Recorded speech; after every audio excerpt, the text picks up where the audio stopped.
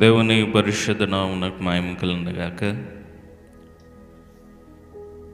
ఇటు సమయమున ప్రభు మాటలను ధ్యానించుటకుగాను కీర్తన గ్రంథము నుండి 120వ కీర్తన భాగాన్ని చదువుకుందాము.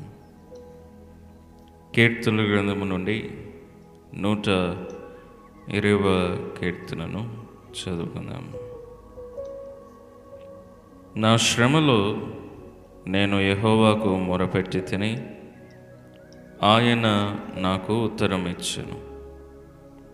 యెహోవా అబద్ధమాడు పెదవుల నుండి మోసకరమైన నాలుక నుండి నా ప్రాణమును విడిపించుము.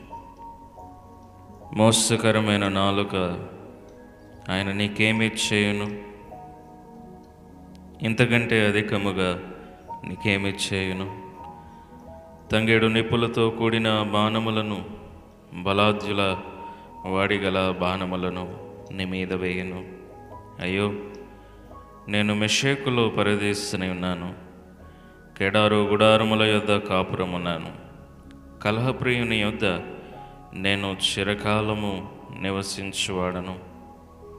నేను కోరినది సమాధానమే, ఆయనను మాట నా నోట వచ్చిన తోడనే వారు యుద్ధమునకు సిద్ధమగుదురు.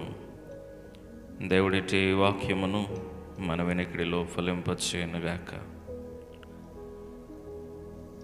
ప్రియులారా, చదవబడినటువంటి 120వ కీర్తన భాగము యాత్రా కీర్తనలోని మొదటి కీర్తనగా మనం చూస్తూ ఉన్నాం. యాత్రా కీర్తనలు అనగా ఇజ్రాయేలీలకు నియమింపబడిన రీతిగా వారు దేవుని ఆలయమును ఖచ్చితంగా ముమ్మారు సంవత్సరములో దర్శించాలి అనేటువంటి నియమమును ఆచరించి ఆయా ప్రదేశములలో ఆయా దేశములలో నివసిస్తున్న వారెల్లరూ మరలా ఇజ్రాయేలు యెరూషలేము ప్రాంతములకు చేరవచ్చుచున్నప్పుడు వారందరూ కూడా ప్రార్థించుకుంటూ ఆ ప్రార్థనలను పాటలుగా పాడుకుంటూ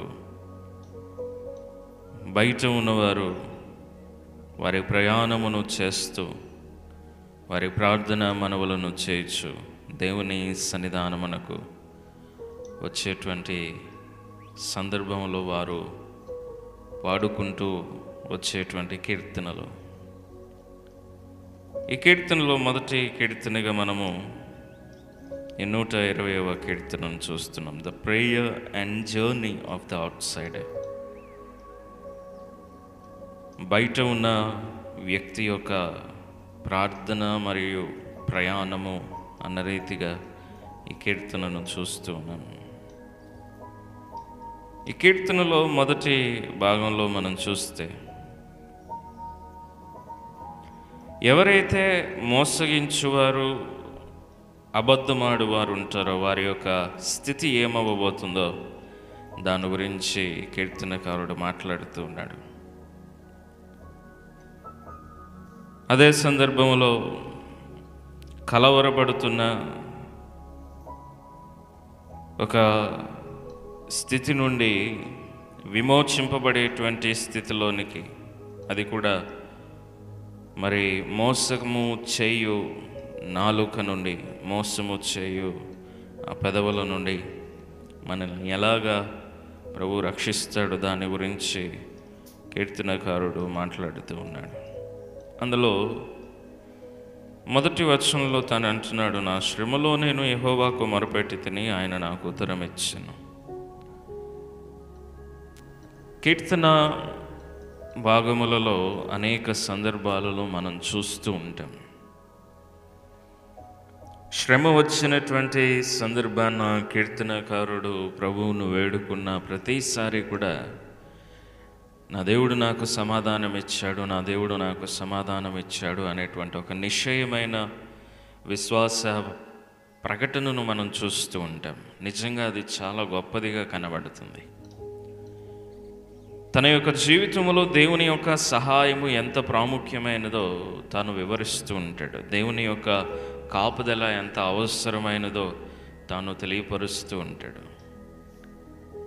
దేవుని యొక్క భద్రత ఎంత అవసరమైనదో, ఆయన చిత్తం ఎంత అవసరమైనదో, తాను ప్రార్థించిన వెంటనే దేవుడు ఖచ్చితంగా తనకు సమాధానం ఇస్తాడు అనేటువంటి నిరీక్షణ ఎంత గొప్పదో కీర్తనకారుడు వ్యక్తపరుస్తూనే ఉంటాడు. ఇక్కడ కూడా నా శ్రమలో నేను యెహోవాకు మొరపెట్టి తిని ఆయన నాకు ఉత్తరం ఇచ్చాను అనేటువంటి మాటలో, ఇదిగో తాను శ్రమలో కూరుకొని ఉన్నటువంటి వేళ దేవునికి ప్రార్థన చేయగా ఆయన సమాధానముతో తనను ఎదుర్కొన్నట్లుగా ఎంతో అద్భుతంగా మాట్లాడుతూ ఉంటాడు. తర్వాత యెహోవా అబద్ధమాడు పెదవుల నుండి, మోసకరమైన నాలుక నుండి నా ప్రాణమును విడిపించుము. ఇదిగో మోసగించేటువంటి వారు, అబద్ధమాడు వారు నా చుట్టూ ఉన్నారు. ఎప్పుడు నన్ను నాశనం చేద్దామా అని అబద్ధపు ఆలోచనలతో నన్ను ప్రేరేపిస్తున్న వారు నా చుట్టూ ఉంటున్నారు. ఇదిగో వారి నుండి నన్ను కాపాడు.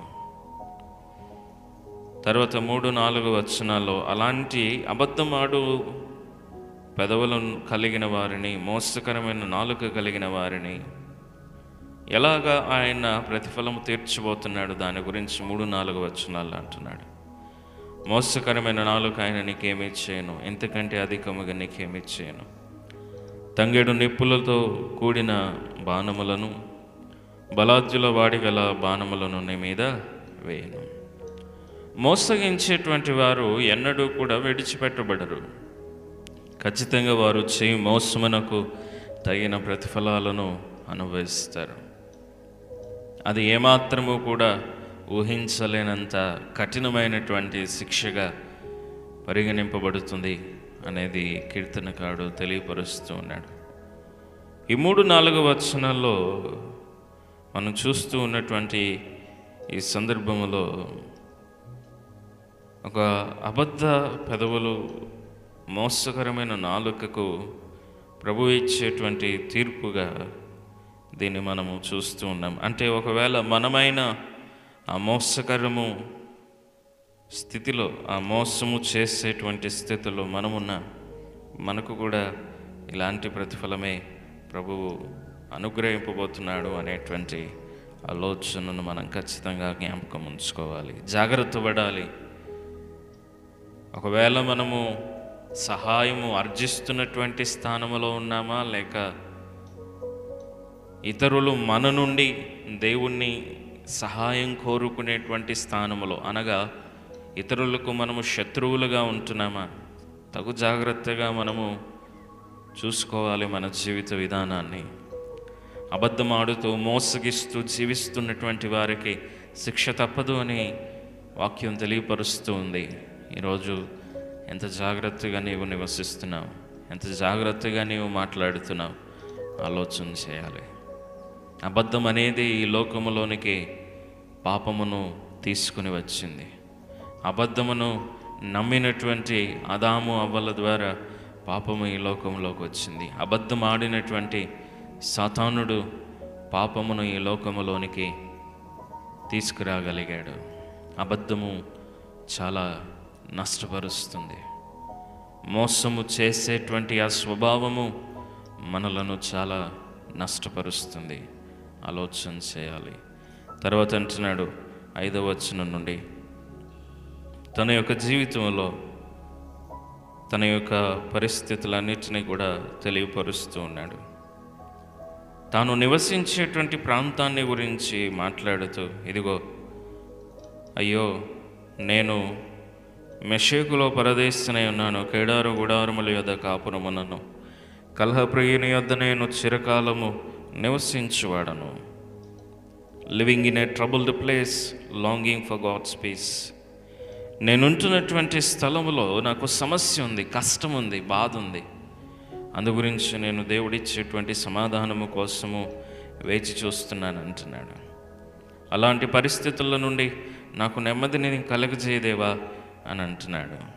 చివరిగా 7వ వచనంలో అంటున్నాడు, నేను కోరినది సమాధానమే, ఆయనను మాట నా నోట వచ్చిన తోడనే వారు యుద్ధమునకు సిద్ధమగుదురు. ఇక్కడ కీర్తనను పాడుతున్నటువంటి వ్యక్తికిని తన చుట్టూ ఉన్నటువంటి పరిస్థితులకును తన వ్యత్యాసాన్ని తెలియపరుస్తూ ఉన్నాడు. నేనేమో సమాధానాన్ని కోరుతూ ఉన్నాను, కానీ ఈ కలహప్రియుడు అనేటువంటి వాడు, నా చుట్టూ ఉన్నటువంటి వారు ఏమాత్రము కూడా ఆ సమాధానాన్ని కోరుకోవట్లేదు. నేను మాట్లాడిన వెంటనే వారు యుద్ధమునకు సిద్ధమవుతూ ఉన్నారు. అంతటి కఠినమైనటువంటి మనస్సుతో వారు నన్ను ఎదుర్కొంటున్నారు. ఇదిగో నన్ను శ్రమ పెట్టడానికి, నన్ను నాశనం చేయడానికి ఎంతగానో ఇష్టపడుతున్నారు అనేటువంటి తన యొక్క ఆవేదనను ఇక్కడ వ్యక్తపరుస్తూ ఉన్నాడు. నిజమే ప్రియులరా, మన జీవితంలో కూడా ఇలాంటి పరిస్థితులు ఉండవచ్చేమో. మోసగింపబడుతున్నటువంటి పరిస్థితి, అబద్ధముల చేత మనము నాశనం చేయబడుతున్నటువంటి పరిస్థితులు. ఎలాంటి పరిస్థితి మన జీవితంలో ఉన్న దేవుడు అంటున్నాడు, నేను నీకు తోడుగా ఉన్నాను అంటున్నాడు. కీర్తనకారుడు కూడా, ఇదిగో దేవా, నేను మొరపెట్టిన వెంటనే నాకు ఉత్తరం ఇస్తూ ఉన్నావు నీవు అనేటువంటి గొప్ప నిశ్చయతను తెలియపరుస్తున్నాడు. తన కష్టం ఏంటో చెప్పుకుంటున్నాడు, తన బాధ ఏంటో చెప్పుకుంటున్నాడు. తాను సమాధానంగా ఉండడానికి ప్రయత్నించినా కానీ తన చుట్టూ ఉన్నటువంటి వారు తనను సమాధానంగా ఉండడానికి ఏమాత్రము కూడా వీలు కాని పరిస్థితులను ఏర్పరుస్తున్నాడని చెప్తున్నాడు. ఈరోజు నీ జీవితంలో కూడా నీవు సమాధానంగా ఉండడానికి ప్రయత్నించిన, సమాధానము కోసము నీవు ప్రయత్నించిన, సమాధానము కోసము ప్రయాసపడిన నీ చుట్టూ ఉన్నటువంటి పరిస్థితులు నేను సమాధానముగా ఉండనివ్వకపోతే, ఆ కష్టతరమైనటువంటి పరిస్థితి ఎంత కఠినమైనదైనా సమాధానాన్ని విడిచిపెట్టకుండా జాగ్రత్త పడాలి. ఎందుకంటే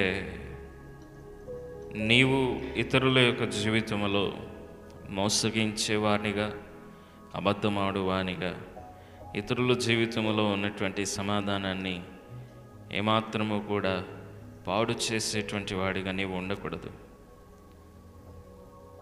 నీవు ఉన్నావు అని అంటే అబద్ధమాడు పెదవులకు, మోసగించేటువంటి ఆ మాటలకు, ఇతరుల జీవితంలో సమాధానమును నాశనం చేసేటువంటి స్థితిని బట్టి ఇచ్చేటువంటి ప్రతిఫలం నీవు పొందుకోవాల్సి వస్తుంది. తీర్పు తీర్చబడినటువంటి తరుణములో నీవు నష్టపోతావు. అందుగురించే నీ సమాధానమును నీవు విడవకుండా దేవుని యందు ఆధారపడి నీవు ఆయన యొక్క చిత్తమునకు లోబడి ముందుకు సాగినప్పుడు అతి శ్రేష్టమైనటువంటి దీవెన ఆశీర్వాదముల చేత ఆ ప్రభువు మనల్ని తృప్తిపరచేవాడై ఉంటున్నాడు. కనుక మనమందరము ఆయన ఇచ్చేటువంటి సమాధానము కోసము, ఆయన ఇచ్చేటువంటి నెమ్మది కోసము ఆయన సన్నిధిని ప్రార్థన చేద్దాం. తల్లు ఉంచుకుందాం. ప్రతి ఒక్కరము కూడా ప్రార్థనలో ఏకీభవిద్దాం. సర్వశక్తి మికిలి కనికరము కలిగిన మా ప్రియ పరలోకపు తండ్రి, నీ పరిశుద్ధ ప్రశస్త నామమునకు స్తోత్రాలు, వందనాలయ్యా. నీ చిత్తములో ఈ ఉదయమున మమ్మను నీ సముఖమున నిలవబెట్టుకున్నావు. మాకు నీవు ఇచ్చిన ధన్యతను బట్టి నీకు వందనాలు. ప్రాముఖ్యంగా ఈ తరుణమున నీదు సన్నిధిని దేవా మేము ధ్యానించుకున్న రీతిగా ఆ కీర్తన భాగములో ఉన్నటువంటి ఆలోచనలను, తలంపులను మా హృదయములో స్థిరపరచండి దేవా. విత్తబడినటువంటి వాక్యమును బట్టి మేము నీదు నామమును మహిమపరచుచు సదా నీవిచ్చేటువంటి సమాధానమును వెదకి వెంటాడుతూ ఆ సమాధానములో నిత్యము నెమ్మదిగా మేము జీవించేటువంటి అనుభవమును మాకు దయచేయమని కోరుతూ ఉన్నాం. మా చుట్టూ ఉన్నటువంటి పరిస్థితులలో మా శత్రువులు ఎలాంటి వారైనా మేము సమాధానమును వెదకుచు సమాధానము వైపు నడుచుచు దేవా మా శత్రువులకు రావలసిన ప్రతిఫలమును నీ హస్తములకు అప్పగిస్తున్నాం. నీవే తీర్పు తీర్చువాడవని, నీవే సమాధానం ఇచ్చువాడవని నీ సమాధానము కోసము వేచి చూస్తూ ఉన్నాం. అటు నిరీక్షణలో మమ్మను ముందుకు నడిపించండి. మీ ఆత్మ నడిపింపును దయచేయండి. ఆత్మశక్తి చేత బలపరచండి. మమ్మను, మా కుటుంబాలను, మా సంఘాన్ని, సంఘ కుటుంబాలను మా గ్రామాన్ని, గ్రామ ప్రజలను, ఈ స్వరమును ఆలకిస్తున్నటువంటి ప్రతి ఒక్కరిని నీదు సమాధానము చేత సంతృప్తిపరచి, దీవించి, ఆశీర్వదించి, నీదు మేళ్ళ చేత సంతృప్తిపరచమని, మహిమ పొందమని, మా ఈ లోక ప్రయాణములో నీదు నెమ్మది, సమాధానము, నీదు ఆదరణ మా అందరికీ దయచేసి, దీవించి, ఆశీర్వదించి, నీదు మేళ్ళ చేత మమ్మల్ని ఎల్లరూ సంతృప్తిపరచమని, మహిమ పొందమని, యేసు పరిశుద్ధ ప్రశస్త గణనామములో ఇది ప్రార్థన వేడుకొని పొందుకుంటున్నాం తండ్రి. ఆమేన్. తండ్రి, కుమార, పరిశుద్ధాత్మ త్రేక దేవుని దీవెన ఆశీర్వాదములో సదా చేరువచ్చిన మనకును, మన కుటుంబాలకును, మన సంఘమునకును, సార్వత్రిక సంఘమునకును, సకల పరిశుద్ధులకును తోడు నేడంటి దీవించి, ఆశీర్వదించి, ప్రతి మేలు చేతను, సమాధానము చేతను సంతృప్తిపరచి, ప్రభునామ మహిమార్థమై నడిపించుకునుగాక. ఆమేన్.